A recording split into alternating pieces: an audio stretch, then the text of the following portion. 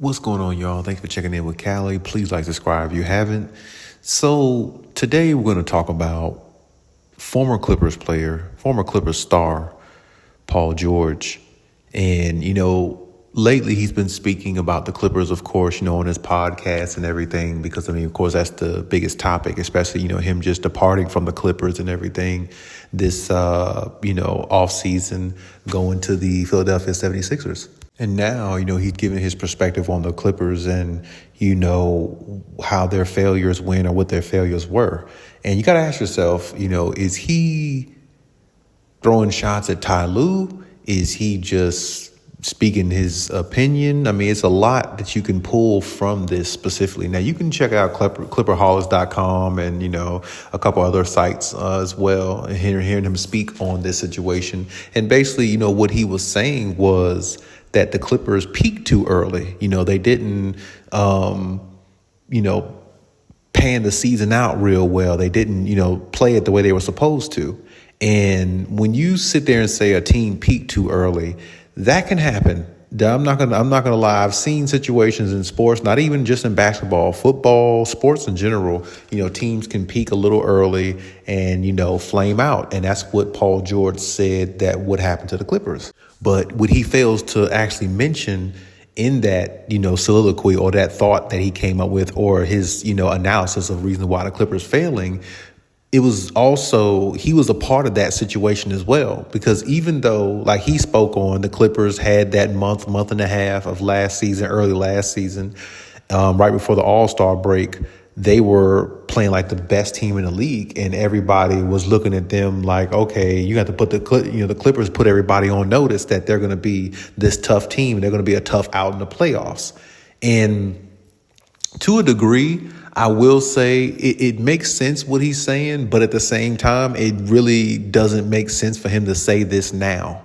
Because now that you're on another team, now that you're in another situation, it's better to focus on where you are than where you were. You know what I'm saying? Because dwelling on a situation that didn't work out, and you're the type of player that's all about the money, obviously. You went to the Sixers because they gave you more of the bag and that's what you wanted, rather than stay in LA where your family is, where you're from, and where you grew up at, and end your career with the Clippers with your so-called best friend in Kawhi Leonard and a lot of the teammates you had on the Clippers organization. You rather go all the way to Philadelphia where it's colder and, try to make life a lot easier for yourself there because you can't live up to a second star status. And I really think that's what it comes down to. And the reason why I said something about him throwing shade at Ty Lue, because he basically was saying also that, the season wasn't managed well. And when I look at it from a standpoint of Kawhi Leonard specifically, I feel like the Clippers could have managed him a lot better, because if you look at the success of other teams that Kawhi was on other than the Clippers, they didn't allow Kawhi to do back-to-backs as much.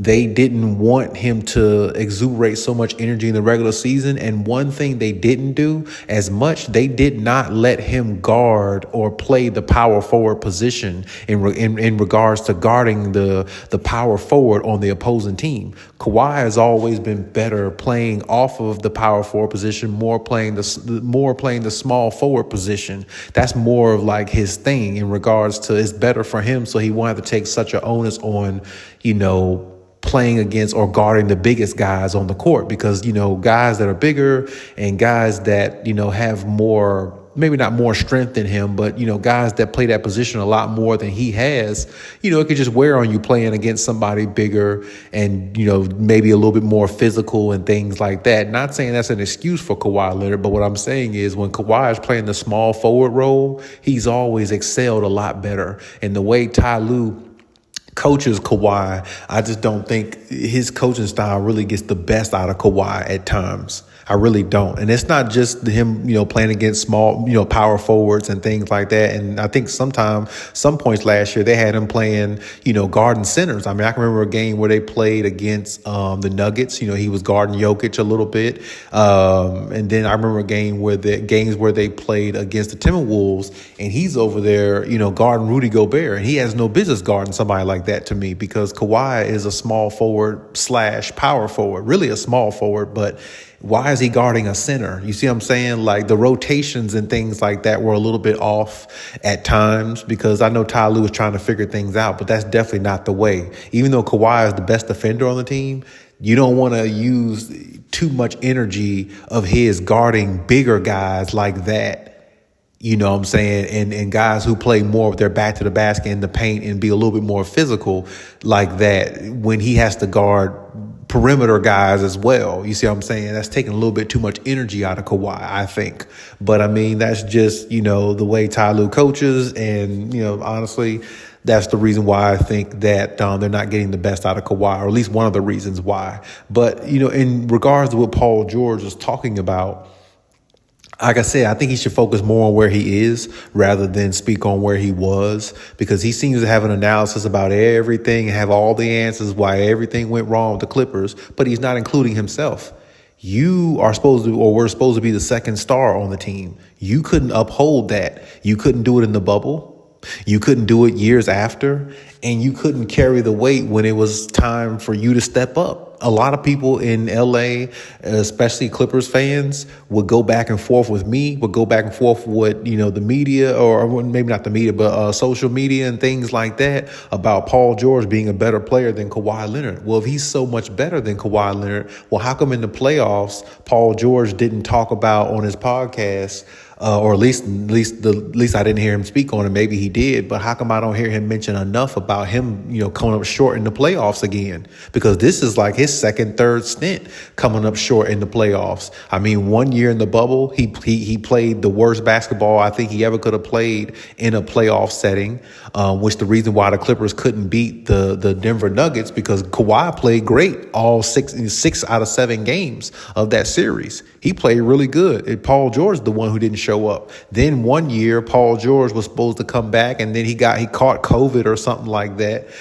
before the play-in tournament game or something that they were supposed to have or something, and he didn't show up then, which that's not his fault either. But that's not his fault. But I mean, still, it's like, you can come up with all these excuses why the Clippers failed, but you got to include yourself in there too, especially after this past season in the playoffs against a Dallas Mavericks team, where the Dallas Mavericks played one of the worst series in the playoffs this past season. It was against the Clippers, and Paul George could not come through as the second star. And they had James Harden along with Russell Westbrook. So it's not like he didn't have help. So even though Kawhi went out, you still are the second star on the team. Now, the reports was, along with Paul George saying about a month ago, or less on his podcast, when it was negotiation time with the Clippers, he told the Clippers, well, give me the same thing you gave Kawhi.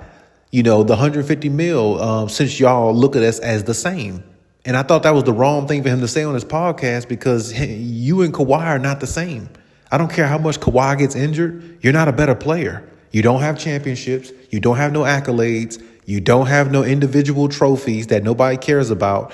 And you're just a guy who's been around the league a long time that people look at as a superstar, because you had superstar in you when you was on Indiana, and you lost a little bit of that, when the leg injury happened. And then, he kind of resurged himself at OKC, but they get bounced in the first round against a Damian Lillard team in the Portland Trail Blazers, where it's just Damian Lillard being the superstar. It's not like Damian Lillard had LaMarcus Aldridge at that time or anybody. They got bounced out, and him and Russell Westbrook on OKC got bounced out by a younger Damian Lillard, where they both should have took ownership of that series and won and moved on to the next round. But my point is, Paul George never talks about his failures. With all the help the Clippers have on the team, excluding Kawhi, even though he was hurt, you still had enough to beat the Dallas Mavericks, or you had enough to challenge them to at least make it to go to 7 games. And this is the problem I've had with Paul George. He talks all this stuff about the reasons why, and I have all these explanations, but he doesn't take accountability for himself. And it's like, you're getting paid superstar money. If you're getting paid superstar money, then you should play like a superstar. And that's just what it is. You can't get paid superstar money and come up short like a third or fourth or fifth guy on the roster and don't play to your capabilities. It's not the way it's supposed to be. And I just don't think that, he looks at it from a standpoint of being accountable for what he did not do. Even if Kawhi is there or is not there, if you're telling the front office of the Clippers, give me the same amount you gave Kawhi, give me the same extension you gave Kawhi, plus a no trade clause, motherfucker, you must be one of the best players on the team. And if you're one of the best players on the team, you got to find a way to beat a Dallas Mavericks team where Luka struggled. Kyrie didn't play his best. And they had a bunch of role players on there that I didn't think that can even guard Paul George. Shout out to PJ Washington and Daniel Gafford and all those guys. Even Derrick Jones Jr., even though he's on the Clippers now, those guys are not supposed to be able to guard Paul George. Paul George if he's looked at as a superstar, you can't get shut down by guys like that. Those guys should not alter your game to the point where you look mortal against them. Paul George should look immortal against players like that. I'm not talking about literally Luka and, Kyrie. I'm talking about the PJ Washingtons and guys like that. They shouldn't be able to guard you to the extent that they did, especially with the so-called superstar power that you have. If people look at you and they got young guys coming out now saying Paul George is their GOAT. I don't know why the hell they're saying something stupid like that, because the guy never accomplished anything. But my point is, get off the Clippers. Focus on your situation now. Honestly, he'll probably thrive well with the Philadelphia 76ers because he'll probably be the third star on there.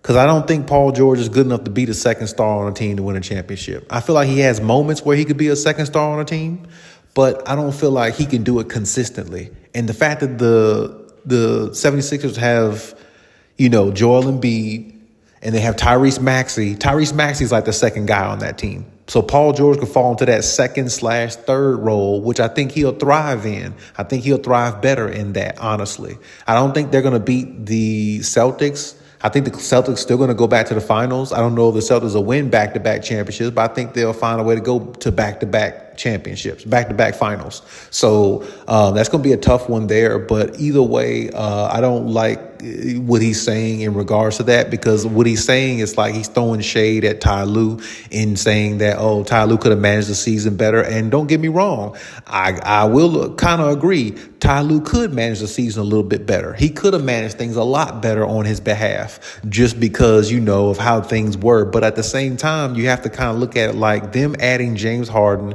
and having Russ, along with Kawhi and PG, that's a lot of personalities to deal with on one team. It really is. And the fact that Russ, sacrificed going on the bench, that was huge, because I'm pretty sure Ty Lue was losing sleep over how to get all these four guys to gel and get the team to play better and win at the same time.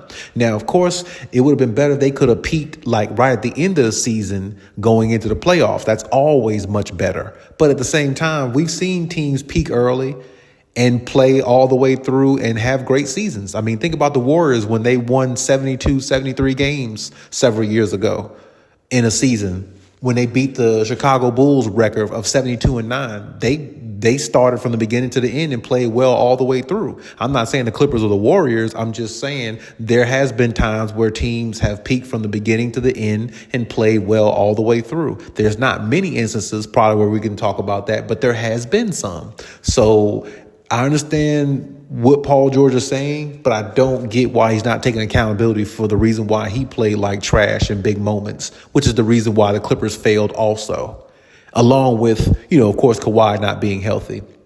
So the best thing is at this point, you just got to hope the Clippers find a way to stay healthy and maybe find a way to add another star player, if they can, to the roster I'm not sure if they can do that, but I mean, that might be the goal, especially if they want to keep Kawhi long term, because I'm not sure if Kawhi will stay after this season if they don't find ways to add somebody who's comparable to him, or somebody who could take a little bit of load off of him, because I don't know if James Harden can do it. Maybe during the regular season, but not in the playoffs, as we see. So, I mean, it's going to be tough, but I think the season could actually be fairly decent for the Clippers. I think the Clippers could be more underrated this year, under the radar, which I think that's where they actually will want to be, and kind of take their season day by day and see what happens. And hopefully they can get the best out of Kawhi by finding ways to keep him healthy, which me personally, let him play 58 games in a season. And you milk the rest, pay the fines, whatever you need to do so he can be ready for the playoffs. That's really the best option I think they have with Kawhi, and just hopefully everybody, builds a chemistry there with the youthful guys that they have and defensive guys. They brought some good pieces in there, so we'll see what happens. But either way, it's going to be an interesting season, for the most part.